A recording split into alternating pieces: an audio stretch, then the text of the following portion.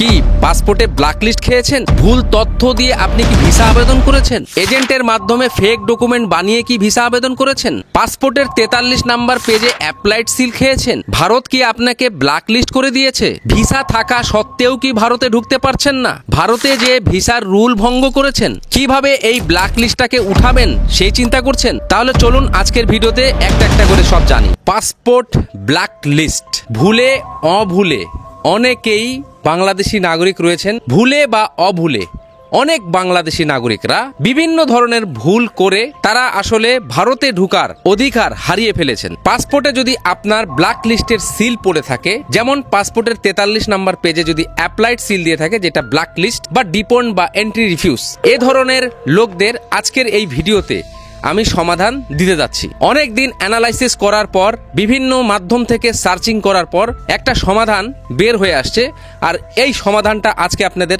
জানাবো। এবং এটাও আমি আজকের ভিডিওতে বলতে যাচ্ছি যে আসলে পাসপোর্টে ব্ল্যাকলিস্ট কাদেরকে করা হয়, কেন করা হয়, সেই জিনিসটা আগে জানা জরুরি। তাহলে আমরা একটা একটা করে জেনে নেই কি কি কারণে আপনার পাসপোর্টে ব্ল্যাকলিস্টের সিল পড়তে পারে। নাম্বার 1, আপনি যদি ভুল তথ্য দিয়ে ভিসা আবেদন করেন তাহলে আপনি ব্ল্যাকলিস্টে পড়তে পারেন। ফেক ডকুমেন্ট দিলে আপনার পাসপোর্টে ব্ল্যাকলিস্টে সিল আসতে পারে। আপনারা যখন ডকুমেন্ট খুঁজে পান না তখন বিভিন্ন ধরনের দালাল বা এজেন্টের কাছে যান, আর তারা ফেক ডকুমেন্ট বানিয়ে দেয়। এই ভাই চলেন আপনাকে একটা ফেক ডকুমেন্ট বানিয়ে দিচ্ছি, সমস্যা নাই, আপনার বিদ্যুৎ বিল, ব্যাংক স্টেটমেন্ট সব আমরা নকল করে দেব, আপনার কোনো কাগজই দেওয়া লাগবে না, শুধু আপনার একটা ছবি দেন, বাকি সব আমরা দেখব। এরকম দালাল বা এজেন্টের পাল্লায় পড়ে যারা ভিসার আবেদন করেছেন তারা অনেকেই ব্ল্যাকলিস্টে সিল খেয়েছেন। কিছু কিছু লোক বেঁচে গেছে, তবে মনে রাখবেন চোরের 10 দিন ধরায় একদিন। আপনি জানেনই না যে আপনাকে ব্ল্যাকলিস্ট করা হয়েছে।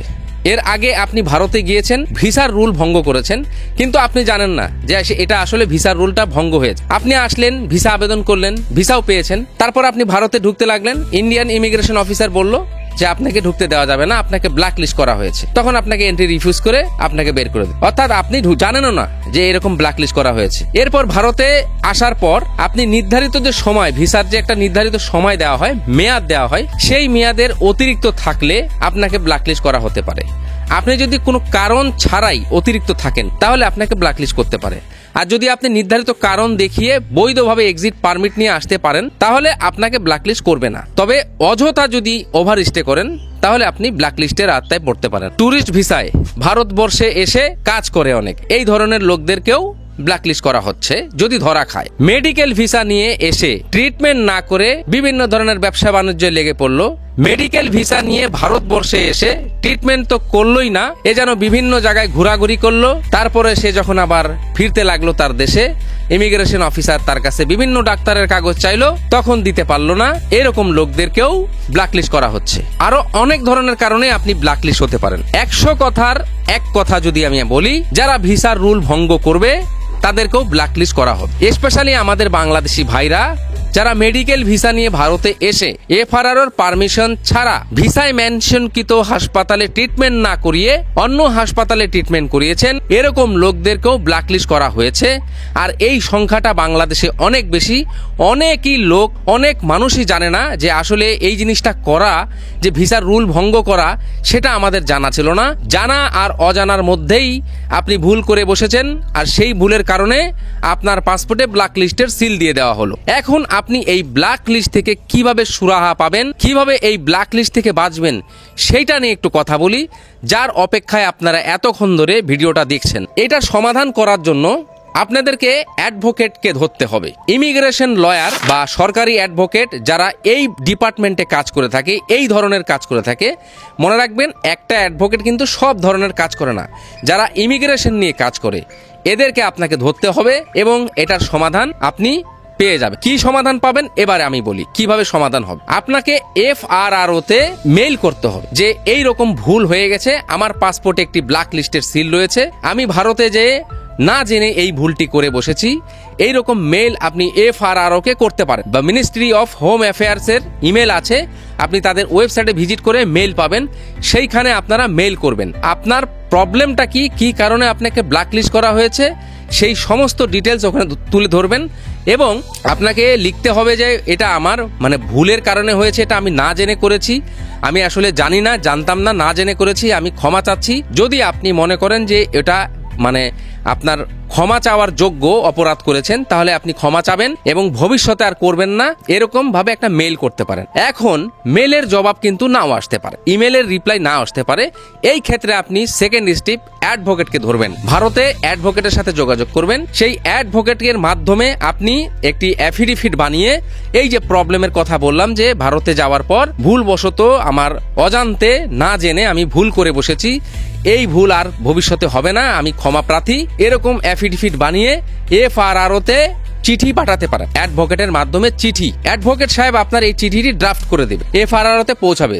তারপর নিশ্চয়ই ওখান থেকে একটা সুরাহা হয়ে আপনাকে সেই চিঠির উত্তর দিবে। চিঠির উত্তর ওই অ্যাডভোকেটের কাছেই আসবে। চিঠির উত্তরটা এমন হতে পারে যে আপনার প্রবলেমটি সমাধান করা হলো। অবশ্যই ইনকমপ্লিটেড ডকুমেন্ট দিয়ে চিঠিটি পাঠাবেন না। আমি আবারও বলছি, ইনকমপ্লিটেড ডকুমেন্ট দিয়ে চিঠি পাঠাবেন না। অ্যাডভোকেটকে সম্পূর্ণ ডিটেলস দিতে হবে, যেখানে আপনার পাসপোর্ট, আপনার ভিসা, কোন ভিসায় যে আপনি ওখানে এই ভুলটি করেছেন, A to Z তথ্য আপনাকে দিতে হবে, যাতে ওরা আপনার ব্ল্যাক লিস্টটা তুলতে পারে। অ্যাট লাস্ট আপনার পাসপোর্ট নাম্বারের এগেনস্টেই ব্ল্যাক লিস্টটা করা হয়েছে, অর্থাৎ সেই ব্ল্যাক লিস্টটা তুলতে গেলে তার পাসপোর্ট নাম্বারটা লাগবে, সেই জন্য পাসপোর্টের কপি তাদের কাছে পাঠাতে হবে। যেই ভিসা নিয়ে গেছেন সেই ভিসার তথ্য তারা মিলাবে, সবকিছু দেখবে। অ্যাফিডেভিটের মাধ্যমে, ঠিক আছে, অ্যাফিডেভিটের মাধ্যমে আপনি একটা অ্যাডভোকেটের মাধ্যমে অ্যাফিডেভিট লিখে, মানে সেটা অ্যাডভোকেটই তৈরি করে দেবে এবং অ্যাডভোকেটই সেটা FRRO-তে চিঠি ড্রাফট করে দিবে, পাঠিয়ে দিবে, ডিসপ্যাচ করে দিবে। FRRO-তে যাওয়ার পর FRRO যদি দেখে হ্যাঁ এটা আসলে আপনার ভুলের মাধ্যমে হয়েছে বা আপনি না জেনে করেছেন, তারা যদি মনে করে তাহলে আপনার এই ব্ল্যাক লিস্টটা তুলে দিতে পারে। তুলে দিয়ে তারা আবার আরেকটা চিঠি আপনাকে উল্টা ফিরতি চিঠি দিতে পারে। অথবা আপনারা যখন চিঠিটা ড্রাফট করবেন তখন মেইল অ্যাড্রেস থাকবে, সেই মেইলেও তারা রিপ্লাই করতে পারে। এইটা করার পর হয়তো তারা ব্ল্যাক লিস্টটা আপনার যদি তুলে দেয়, তাহলে সেই রিসিভিং যে কপি, যে আপনাকে যে ফিরতি তারা যে ইমেল অথবা চিঠিটা পাঠাচ্ছে অ্যাডভোকেটের মাধ্যমে, সেই চিঠিটার একটা কপি আপনি রাখবেন। নেক্সট টাইম আবার আপনি ভিসা আবেদন করবেন এবং সেই চিঠির যে একটা ফটোকপি সেটা অবশ্যই ভিসা সেন্টারে জমা দিবেন। এরপর যখন হাই কমিশন দেখবে যে আপনার ব্ল্যাক লিস্ট ছিল কিন্তু সেটা এখন নেই, সেটা রিমুভ করা হয়েছে এবং সেই চিঠিটাও তারা দেখবে যে আপনার এটা রিমুভ করা হয়েছে, তখন আপনাকে ভিসাটা দিয়ে দেবে। স্পেশালি এই ভিডিওটা আমি আজকে তাদের জন্য বানালাম যে মেডিকেল ভিসা নিয়ে অনেক মুরব্বী ভাইরা আছেন, অনেকে না ভুলে অজান্তে পাসপোর্টের 43 নাম্বার পেজে অ্যাপ্লাইড সিল মানে ব্ল্যাক লিস্ট সিল খেয়েছেন। তো তারা আজকের আমার এই ভিডিওটি দেখে এইভাবে আপনারা ধীরে সুস্থে ধৈর্য নিয়ে আপনারা আইনি লড়ে এই ব্ল্যাক লিস্টটা তুলতে পারেন। অনেক মেডিকেল ভিসাধারীরা রয়েছেন যারা ব্ল্যাক লিস্ট খেয়েছেন, ভারতের ট্রিটমেন্ট, উন্নত চিকিৎসা করতে পারছেন। তাদের উদ্দেশ্যে বলছি, তারা যদি ভারতে ট্রিটমেন্ট করতে চান তাহলে আপনারা একটু আইনি লড়ে এই অ্যাডভোকেটের মাধ্যমে এই কাজটি করেন। আশা করি আপনাদের এই ব্ল্যাক লিস্টটি তুলে দিবে। তো এই ছিল আজকের ভিডিওটি ভালো লাগলে লাইক করবেন, আর কোনো প্রশ্ন থাকলে কমেন্ট করবেন, আর এই ভিডিওটি যত পারেন সোশ্যাল মিডিয়ায় শেয়ার করেন, যাতে অনেকেই বিভিন্ন গ্রুপে আছে যারা আমার এই নিউজটি হয়তো তাদের কাছে নাও পৌঁছাতে পারে, আপনাদের শেয়ারের মাধ্যমে হয়তো তাদের কাছে পৌঁছাতে পারে আর তাদের উপকার হতে পারে। তো এই ছিল আজকের ভিডিও, দেখা হচ্ছে নেক্সট ভিডিও।